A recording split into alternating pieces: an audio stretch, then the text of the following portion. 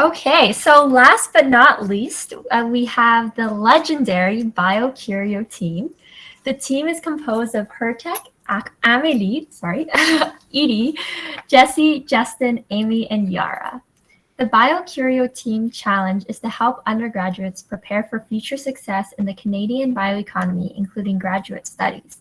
The team addresses this challenge by creating interactive learning activities to complement BioTalent Canada's BioReady essential skills and technical skills, and a 5-day GMO Bootcamp where participants learn about genetic engineering and gain hands-on laboratory skills. The team has prepared a video for both of their projects, which I'll now present.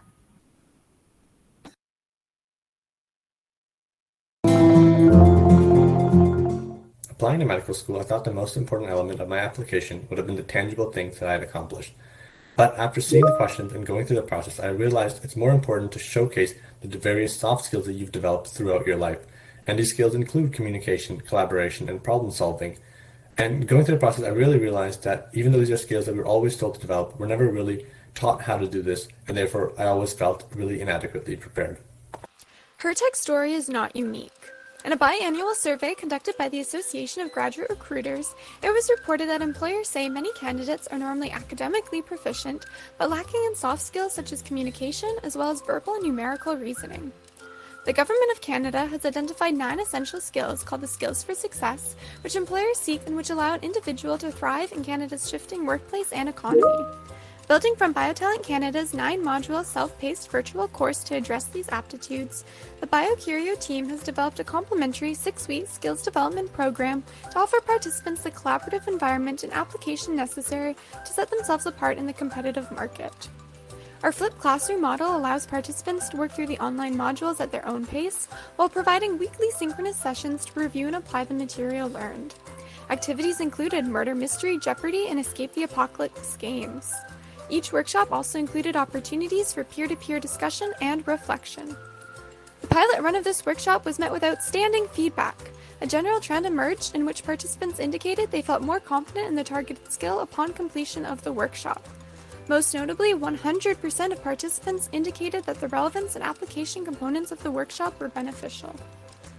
It's time to become BioReady and develop the skills necessary to tackle the bioeconomy. Find the cure for your curiosity with BioCurio Skills for Success workshops.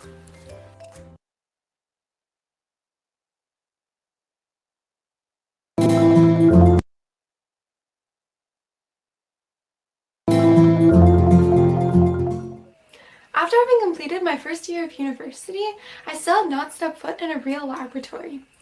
My courses did provide a strong foundation in theoretical knowledge, but I had no idea how I could succeed in a future career in the bioeconomy without having had the opportunity to develop those hands-on technical skills as well.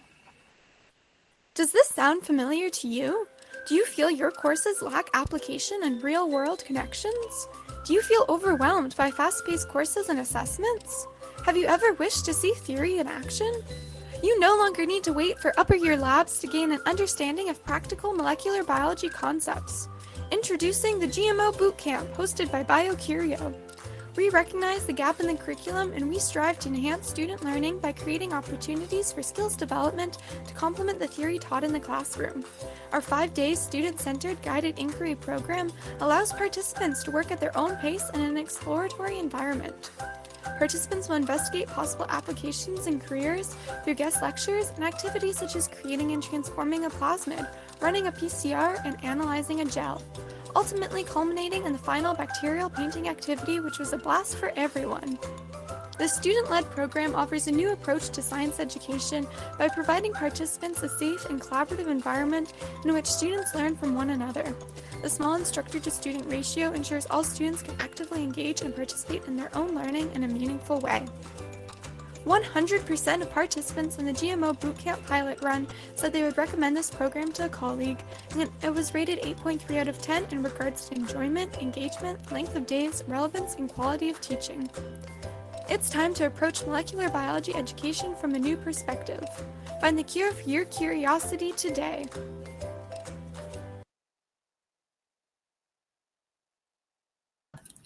Thank you. It was nice to see both of those videos, and I'm excited to hear what this team has to say.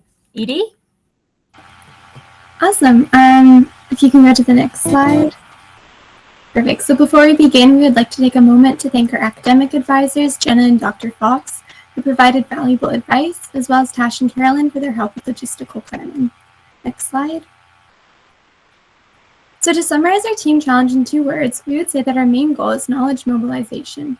The BioCurio team recognizes a gap in traditional educational methods, and we wish to take a new approach to molecular biology education and provide students with the skills and opportunities needed for success.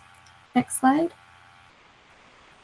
Last summer, Emily and I were both members of the BioFab Lab, and our team also created and delivered similar molecular biology workshops. And during our market research survey, students indicated that they felt overwhelmed, stressed, and unmotivated in their regular fast-paced courses.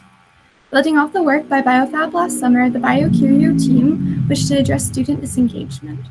We identified 4 main areas of concern upon which we wanted to improve.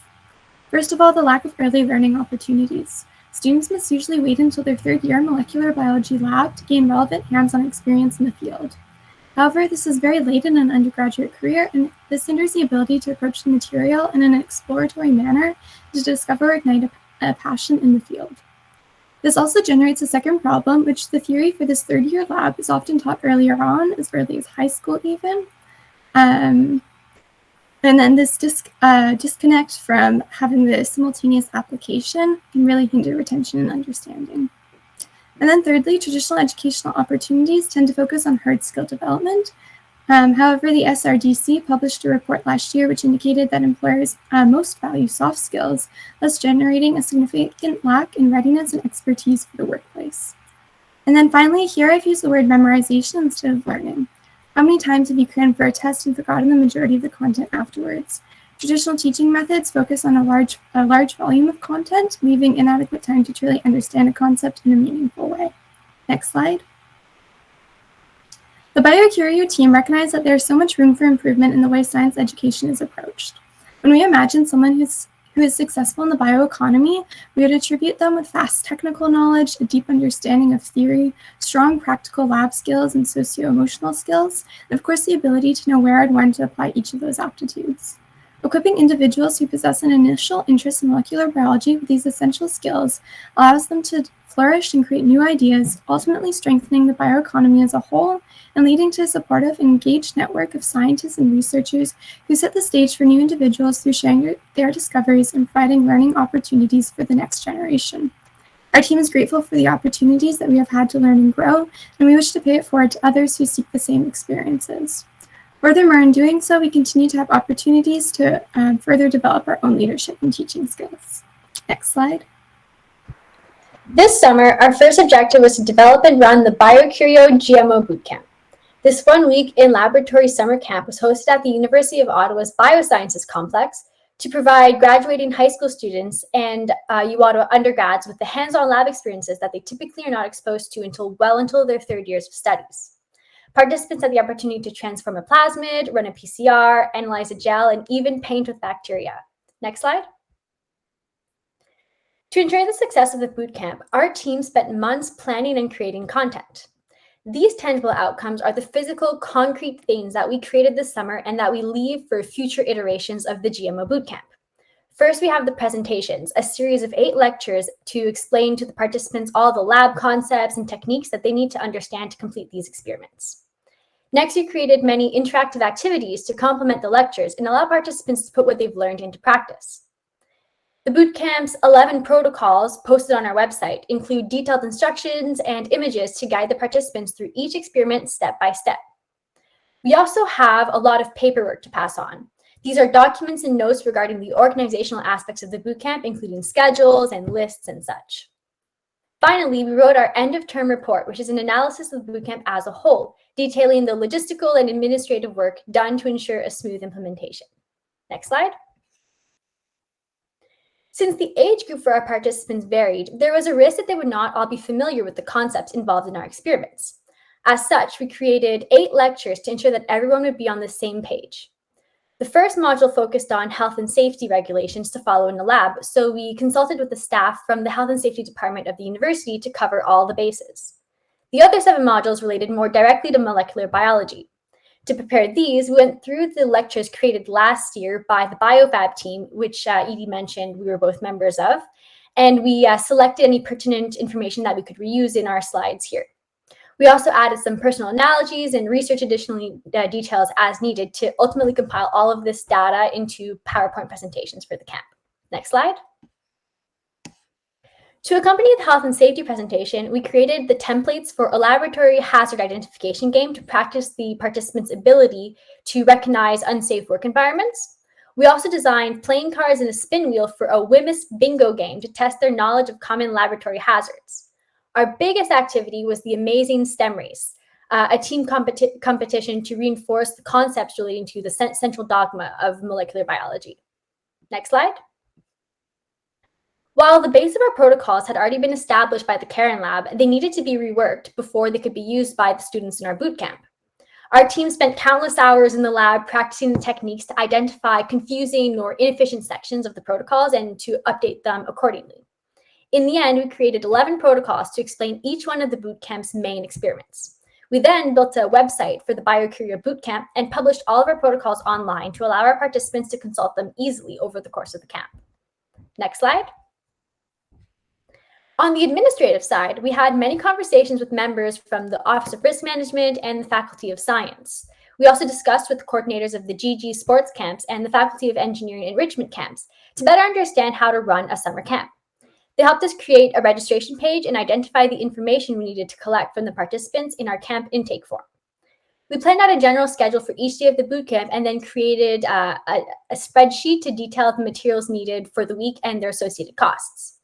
We also prepared a sign-in sheet to keep track of the participants over the week. And finally, we designed BioCurio certificates to award to each participant upon completing our bootcamp, as well as thank you cards to give out to the staff from the Bioscience Complex who supported us all week. Next slide. To write our final report, our team got together to discuss the reasons that motivated us to run this bootcamp and to review the strategies we used to create its content. While hosting the bootcamp, we shared surveys with our participants to collect results on the success of their experiments, as well as their overall learning experience. With these results, we conducted a thematic analysis to identify the main highlights, as well as different areas of improvement that we could work on in the future for this camp. This led us to discussing the future direction of our bootcamp, such as possibly making it longer or more accessible to students from across the province. Next slide. Aside from the tasks completed for each one of our tangible outcomes, our team also had to face many challenges to ensure that the bootcamp in general would run smoothly. The logistics aspects included securing a lab space and structuring the bootcamp itself. For administration, we had to sort through all the insurance and safety requirements by the university. In terms of preparation, we had to develop all the lab protocols, the lectures, and the activities, as well as ensure that our staff would be properly trained and know the lab techniques themselves to be able to teach them to our participants. And finally, for the implementation of the bootcamp itself, we had to prepare the lab space for each day, host the lectures and demonstrations for our participants to guide them through their experiments. Next slide. The BioTalent workshops were our second main project. They were created to complement the theoretical learning opportunities presented by BioTalent Canada through the development of additional learning activities, which would be hosted in a collaborative setting, which allowed peer-to-peer engagement and the occasion to apply the essential soft skills, as the survey indicated, in a concrete context. So our BioTalent, next slide, sorry. Our BioTalent tangibles included the presentations, 6 full workshop presentations, including review, discussion questions, and interactive activities to be run alongside each one. One presentation followed BioCurio's own learning on how to do scientific research, including knowledge from a librarian at the University of Ottawa. And the following 5 followed BioTalent skills for the economy modules. To add to this, all the workshops regarding the BioTalent modules have detailed survey answers from the participants to improve and edit each presentation if we were to continue with further iterations of these BioTalent workshops. In our final report, all the work that was put into BioTalent tangibles was detailed, including the steps taken and future steps to be taken, assuming that they are continued into the future. Next slide. So the task for the BioTalent and the importance. First up, we developed a schedule. While the schedule changed as the summer term progressed, we developed an initial 10-week schedule to include 1 workshop a week. This initial schedule helped us to imagine when each workshop needed to be designed so we could plan our weeks around our other project, the GMO Bootcamp, which ended up being a huge thing to work around. Our second one was student codes. We had to obtain discount codes for the BioExperience students. That way they were not paying hundreds of dollars for a pilot project. The BioTalent portion of these workshops were also a part of BioExperience in summer 2021. So multiple of our students who returned from last year had already done them, including multiple members of our team. Then our team worked diligently to make new workshops and to present them according to our schedule. And this went on for the entire term. Next slide. For the fourth step, it was really important to us that we improve our workshops. So with each one about the BioTalent, we collected survey data pre and post to see the effectiveness of our workshop and what needed to be changed. So after they had done the BioTalent, we would see what their skill level was at, and then we would go through our workshop and we would see what their skill level was at after to sort of determine exactly how much we did and maybe what areas we needed to work on a little more in the future. We then coded this data into themes such as quality of education, additional elements to add, and improvements to be made. These codes and results were discussed on our final report, which was one of our tangibles. Next slide. So now for the conclusion, here I'll just recap pretty much what was talked about in the presentation. Next slide.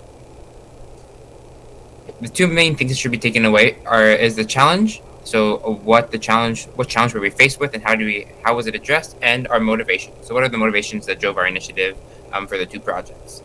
So the main challenge that we were faced with was to try to find a way to offer students new learning opportunities with a better style of education to help them retain acquired information and retain these neglected skills in an interactive way.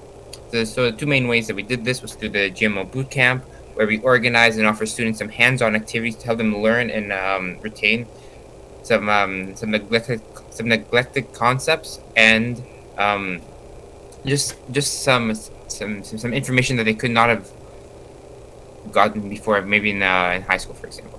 So, then the next project is the BioTalent workshop, where we integrate some fun activities into presentations, again to help them to retain this acquired information or the soft skills that they got from the BioTalent workshops themselves. And we also started some discussions to allow students to practice their communication and collaboration skills and to encourage participation. Next is our motivation. So the big thing that motivated us was the skills that we could acquire, so all the practical skills such as technical lab skills or socio-emotional skills, etc. And we also what's the word? I'm sorry. I guess we also use this because it helped us improve our understanding of these certain skills and theory. All of this was used, in fact, to contribute to the bioeconomy of Canada, not only for us, but also to help other people contribute as well, I guess. Next slide. Now for the summary of what the BioCurio team did over the summer. Next slide. So what have we learned? The 6 big things that we learned were we improved our communication skills. So this is through the GMO Bootcamp, speaking, teaching, etc., and also through the BioTalent workshop. And we also learned some technical lab skills. So this is mainly through the GMO Bootcamp, where we learned some PCR testing, or some PCR and some restriction cloning, for example. Other skills include leadership skills, some organizational skills, so just juggling tasks, or at least 2 big projects, in fact. Some presentation skills, and also some teaching skills. Thank you. Next slide, sorry. Perfect. So kind of just recapping in general what the impact of our project was. So we had both short and long-term impacts. For our bootcamp, our short-term impact was for the students who participated, like they all got that early exposure to genetic engineering and were able to learn these lab techniques at a much earlier age and time in their academic careers than if they'd waited till third year for their classes. For our BioTalent workshops, everyone in the BioExperience program was able to take part in these workshops, as well as the activities we designed, and they were now able to become more bio-ready with their soft skills and be more prepared with kind of learning those techniques. In the long run, the key impacts we got out of this was pretty much the same for both BioTalent and the bootcamp, in the sense that we were able to understand what students liked about our teaching style, what parts they felt could be improved, and now we can take that feedback moving forward and adapt our workshops and training exercises to make them more in line with what students feel. So from our workshops, we found out that some activities students felt were redundant, so we can take those out and replace them with activities students would have liked to see instead. So if we kind of go to our final slide. And so looking forward into the future, we kind of have three main targets we're looking at. So the part one would be working with Lycée Cladel. So members from Lycée Cladel came out to our camp while we were hosting it to kind of see what we were doing. And we're really looking forward to kind of working with them and their curriculum to see how we can adapt our camp to fit with that and kind of encourage high school students to also get into the lab. And hopefully if we're able to work with Lycée Cladel, we'll be able to work with more high schools kind of around Ottawa and in other regions as well. The next thing that we're really looking forward to is kind of extending our camp. So we only had 5 days, which made it very structured and very rushed, as we just didn't have too much wiggle room. But looking forward, hopefully we can do a much longer camp, especially at more locations. So some of the things we are looking at right now is like Canada College in North Bay, as well as FCSB in Guelph. So kind of developing those partner sites where more students are able to engage with the camp and have this opportunity. And finally, moving forward for the BioTalent workshops, our plan is to use our BioConnect Club at U Ottawa to host these workshops so that more students are able to take part in the BioTalent activities and then learn to apply those skills and kind of improve their soft skills so they can become better moving forward. And with that, we would like to conclude our presentation, and we're welcome to take any questions. Thank you. Great presentation. I know that for sure your team has even helped me in your workshops. So for context, I'm in engineering, mechatronics specifically, and a business student. So actually being exposed to, curing my curiosity with your workshops in terms of bio definitely gave me even the confidence to go out into the FCSB lab and try some basic experiments. So definitely thank you. Dennis, first question, take it away. I know, sorry, I asked too many questions probably, but I love this, okay? And, I think I heard this last year, and it's so good to see this continuing to grow. And, you use knowledge mobilization in the first of your presentation. Get rid of that word. You are knowledge brokers. You are active about moving this. Mobilization sort of infers, but really what I want to call you is knowledge brokers. You're working with the communities in a feedback loop to move that. So be really sort of proactive about that. Empower yourself. So that's one thing I want to say. How many students have you trained in this program? So for the BioTalent workshop element of it, that was the whole BioExperience. So everyone who's presenting here today was a part of that. For the boot camp, we had 10 students registered, but we lost 4 students in the 24 hours before the camp started due to COVID. So we ended up with 6, which was a bit of a disappointment because we had 10 seemed like such a nice number, but it was still a very good point. And I think 6 ended up being really nice because we had 3 TAs, so it was 1 TA for 2 students, and that was a really good pilot project because we were able to find those mistakes as they were happening and solve them instead of kind of having a much larger number. Yeah, so I think you need to, because you did this last year as well. I think what you do is give a great presentation, but I want to show more impact of what you're doing, and we don't hear that. So I know it doesn't sound like a lot, but that's a lot of people. The other thing that might be interesting for you to do is follow these students. Like, I don't know if there's a way that you can interact with those students going forward, because to feel like maybe it's easier getting a job now that because after first year university, well, and even colleges now are going away from skilled labor, they're probably going to be easier because now they have training to get a job. Even a professor might hire them because they know. So I think tracking some impact of that student testimonial going forward, if you can, that would be really good. The other group, and Mike Dorrington works with this group a little bit more than me, but Agscape would be a good partner for you because they develop curriculum for all of this, and I would really like to, I don't know where you're going to go forward for your next couple of years and who the team is. You might want to partner with them because we've developed curriculum for genomics for them, but more in terms of what our research projects were. This is practical skills that teachers would be begging for. Now, I don't know what your model will be for going forward. Do you give that curriculum over? But it might be worth having some conversations that are already sort of, more Ontario. I think Agscape is an Ontario group, but they could help bring that curriculum. And I don't know how you work with them or how you would monetize that because I want to make sure you get benefit to continue to running the program. We had to pay Agscape to do something, but it might be a partnership that they could help you with some funds because teachers are looking for this kind of stuff. So anyways, I just applaud your efforts here. And I just Yeah, yeah, it's great. Good work. And Just to kind of for build, knowledge brokers. just to build off of the points you kind of mentioned. So when we were talking with Dr. Fox, who was one of our advisors at the start, she did mention that idea of kind of tracking students. So we did collect contact information and kind of asked them if they would be okay if we reached out to them in a year from now or 2 years from now to kind of see what they've been up to. And yes, I think we definitely would like to have like other partners to kind of talk with, or at least kind of just have that communication with, to see kind of how we can move forward, and keep this project keep going. Yeah, like how do you? So you didn't charge them money. I mean, so what's the stewardship for this program? Like, how will it maintain itself? Is there a certain amount? Like, yes, partners could pay for that. Is there a way that you can sort of put a cost in? I know you don't want to have a barrier to. There's two things here. So for equity deserving groups, do your labs, can you have people with disabilities come into your labs? Is it pretty open to every equity deserving group? That's a good question. I feel like this isn't something that we really thought of. Mads, I think if you want to take that question. Yeah, Dennis, I think you're moving toward a place where we can actually offer the five-day workshop. We are interested, like we have a really good shot at getting the GMO workshop in with Lycée Claudel, but Lycée is an elite high school, a private high school, so they have the resources. Oh, right. Right. So that's one of the problems is how do we make this accessible to others, and it seems very difficult to get lab space in academia, but we are exploring collaborations with Canador. Yeah.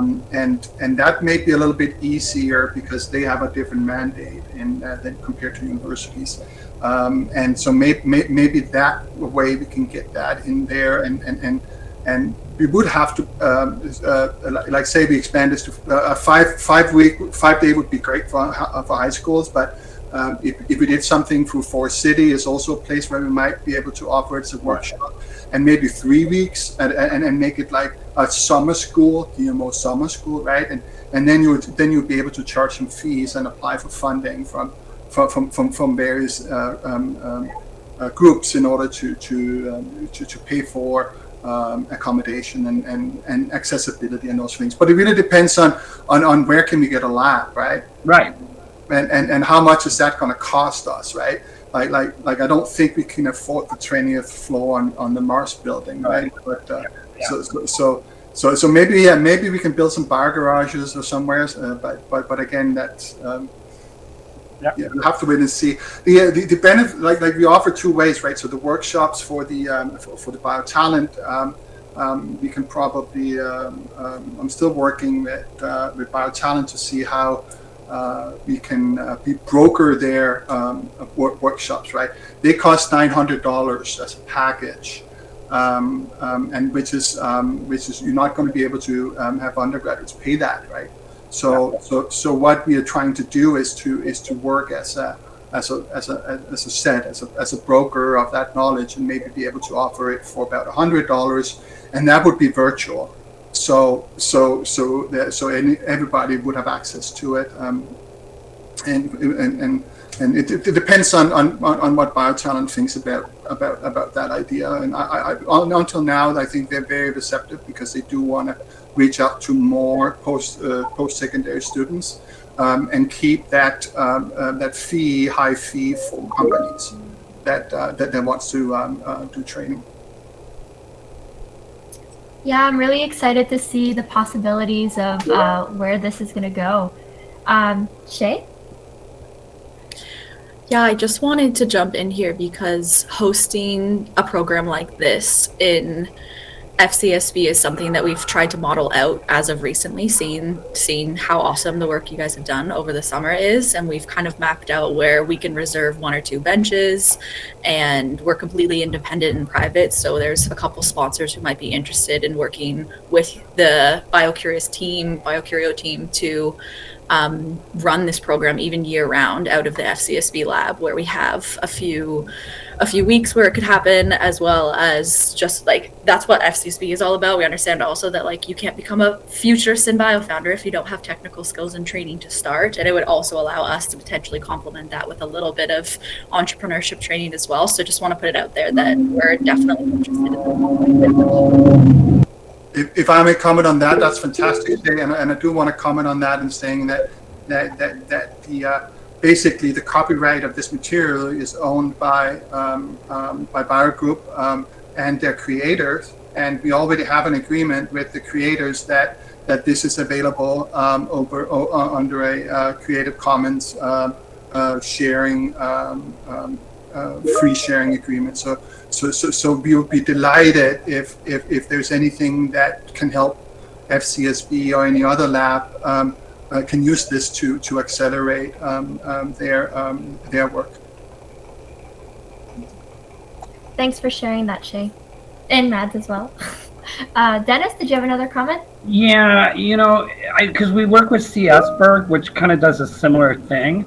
What's really interesting, they're always doing this in private schools, and this is what freaks me out, and I don't want to work with these people, because if I don't get equity deserving group, everything I do in my spare time about merging art and science is always with my community center, and I live in one of the Regent Park, downtown Toronto, as you can hear all the crap going on in my place now. But what I do is, sometimes if you engage with the communities, especially students at risk that sort of don't come into STEM education or whatever, you can sort of maybe work, maybe they'd sponsor. What I'm concerned is this technology, especially like in developing countries, like you're starting to see that equity is not happening. And 2 private schools right here, you're starting to see it happen. How can you work with your communities to bring this, to get people excited about that? Because we don't get them early enough in high school. And there's some programs out there like with Indigenous groups called Sing in the West. Like, think about other ways that you can, again, I know you're doing your thing and you're doing amazing. These are just comments because I just really do feel this is disparate in the way we share equity. And I think it's, you hear it when you hear I got the same comment from CSberg. Oh, well, we're doing this with a private school. Yeah, don't want to work with you. Sorry. I think, Dennis, this was the same conversation we had at the start when we started talking money, because it was like, yeah, everything costs money, but it also sets up barriers for people. And that's something that we are really trying to figure out, like how we can cut those costs as low as possible and find other ways, and then make sure more students are able to get in, not just the people who would do these normally. So, Hertech, what I would recommend that when you go to try to maybe get money for people to sort of fund those students, like people came to us for money for the other projects that was funded here, and we said you better have an EDI lens that are going to get equity deserving groups to the table, because we're not, so to me, sometimes putting that layer on, like, yes, you want to bring this education to people about GMO, and you also have an EDI lens. Most groups now are developing their ideas or whatever, the equity, inclusion, and diversity. So go on that thing to say this is why we have a disparity in equity on these new technologies, because it's not reaching. And so when you bring that lens on, it may be sometimes easier to get a partner on there because you're trying to focus in those areas, and they sometimes don't necessarily have the money to pay for that. Jesse, did you want to comment as well? Yeah, something I wanted to add about that is that's something that was so important for this first pilot project for our boot camp, is that it allowed us to do a sort of unit analysis of how much exactly it costs per person to run all these experiments with the supplies that we've bought. And so, going forward, if we did want to charge, we have exactly, to the pipette tip, how much it costs per person to do this camp. And it'll allow us to, make a low price as possible without bankrupting us and using resources that maybe we don't have the funding for, if we didn't have funding going forward. But Dennis, once the idea is here that we like the team are creating a product of very high quality in hopes that organizations like do what they can in order to advance this, and then hope that some organizations will come in and support it and provide TA ships and those sort of things, right? So that like they don't have, it's not full-time work, but you know, we can get students in and do a TA-ship to go out and do these things, or invite students in, right? That sort of like sometimes you just have to, you know, do what you can, instead of thinking about how it can scale, right? Like hopefully we'll find investors, but maybe not. You're muted. What we did with CSberg this year is OG sponsored seats. So it's not like we were sponsoring this whole thing. We bought 10 seats, and Mike can probably speak to this better than me. And we said, you have to have these principles. So as long as the team would go out and get those. So let's say you charge a seat for something like $500 or whatever. Then you go to get people to sponsor those, and you're like, again, it's what Bio Group does, Mads. It goes after, you know, you have the talent pool. So if you guys have the high schools and that's represented for equity deserving groups, some people might, like, instead of going out, oh, sponsor this, but if you sponsored those seats, maybe it's less of a barrier for them to come in. And that's what we did. So we sponsored 10 seats with CSberg, and they we chose 5 because we were working with, but if I would have known this thing about high school students, Mike and I are all over getting GMO stuff to high school students. So to me, it would have been nice to know. And that's an easier way for us to get money, because it's really about training and really with that lens on it. So something we can talk about after this. Yeah, but it sounds fantastic, and I really appreciate, because Bio Group is a client of this team, right? And right. And it looks like you were very successful. The team was very successful this year compared to last year, where it was really a steep learning curve, and with the hackathon that. And there's still barriers, right? Like is recruitment. How do you get people involved in it? How do you do outreach and get to the student groups and all of the things but you know, but now we have now they have created a product that we can now start thinking about how do we make this product available to larger group, and we don't know that. That's going to be the next year's team project. Yeah. Is how can we scale this out? Yeah. Well, that's why I'm saying Eggscape. You know, they try to get into teachers, and they're looking for curriculum. Is there a way they could advertise your thing, that if teachers were interested, they could contact you, and then you start building this out? Like, again, I don't know what.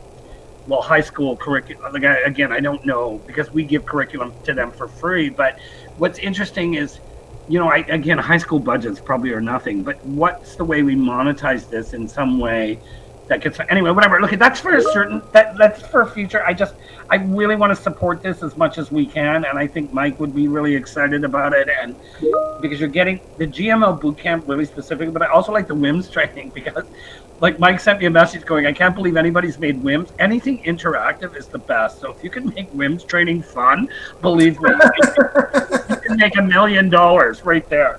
Yeah. All right. Yeah. Awesome. But they have, and I think there's a lot of things that they can continue working on to scale this. It's really exciting. Yeah, thank you. And honestly, to be honest, as a participant within their like women's trading, you actually remember it better. Like, for example, I know this was like a small thing, but I remember one of the things, it was like a spot the shapes of, you know, like what's actually wrong with this picture type of thing. And one of the things is, in a lab, you need to have like all papers on a wall need to have that like a plastic put in. And actually, that's when, like, you know, then I used that into the FCSB Guelph lab. I was like, oh my goodness, wait a second, I think that needs to be, like, you actually remember it and you actually use it, and it's fun. And it's, you know, it was really great doing the different activities, murder mystery and things like that. But yeah, I did want to ask you, Hertek, a specific question, putting you on the spot. In your first pitch video, you said you're going on to med school, which is fantastic. Congratulations. But just, do you think that I know, a round of applause. But do you think that this BioExperience program actually helped you? Because I know that med school isn't really bioeconomy related. Yeah, I think looking back at it, I feel like BioExperience is probably one of the key elements of my application, kind of just developing my skills in the past 2 years, kind of comparing where I was before I met Mads to like where I am sitting today. I think the really key part of BioExperience that I felt was really beneficial was that it was really student driven. So it wasn't just Mads kind of giving me a list of tasks, being like, here, you have 2 weeks to do these, and come back to me after you're done and we'll talk about the next step. It was more of kind of, here's an idea, what do you think, how can we run with it, what are different ideas you have, and it was much more of kind of like a discussion of equals, and that felt like it was a really kind of space to grow because you were able to kind of throw ideas out there, see what Mads was thinking, kind of really get to see how kind of things are planned, how to kind of manage teams, how to communicate pitches, how to talk to people, and it was all these small skills that you're never really given that opportunity to teach, because I can go back to my bio class and learn more biology, but no one's ever going to teach how to pitch a video or how to pitch a presentation, how to plan a team. You're just kind of expected to know it the first time you do it. And I think those skills really kind of made a difference in just kind of making me a more confident applicant and kind of just making me feel more ready for kind of what I'm stepping into next. Thanks for sharing. Yeah. All the best in your future endeavors for sure, and I'm sure you'll still be helping the team even though you'll be off at Queen's.